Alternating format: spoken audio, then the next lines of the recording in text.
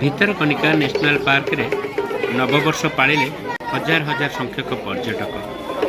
ବିଶେଷ କରି ଭିତରକନିକାର କୁ ଯିବା ପାଇଁ ବୋର୍ଡ ଯୋଗେ ବ୍ୟବସ୍ଥା ଥିବା ବେଳେ ସ୍ଥଳପଥରେ କାର, ମୋଟରସାଇକେଲ ଏବଂ ବଡ଼ ବଡ଼ ଯାନରେ ଯାଇ ଭିତରକନିକାରେ ପହଞ୍ଚି ପାରିବେ। କିନ୍ତୁ ସ୍ଥଳ ପଥରେ କମ୍, ଜଳପଥରେ ଅଧିକା ପର୍ଯ୍ୟଟକ ଯାଉଥିବାର ଦେଖିବାକୁ ମିଳୁଥିଲା। ଗୋଟିଏ ପଟେ ବୋଟିଂ ସହିତ କୁମ୍ଭୀରମାନ ଦେଖିବାକୁ ମିଳୁଥିଲା। ଭିତରକନିକା ଭିତରେ ରହୁଥିବା ଗୌରୀ, ମଲ୍ଲି ଏବଂ ଅନେକ ଛୋଟ ଛୋଟ କୁମ୍ଭୀରକୁ ଦେଖିଥିଲେ ପର୍ଯ୍ୟଟକମାନେ। ଭିତରେ ଏକ ଜଙ୍ଗଲୀ ରାସ୍ତାରେ ବୁଲିବାର ମଧ୍ୟ ସୁଯୋଗ ପାଇଥିଲେ ଏହି ପର୍ଯ୍ୟଟକମାନେ।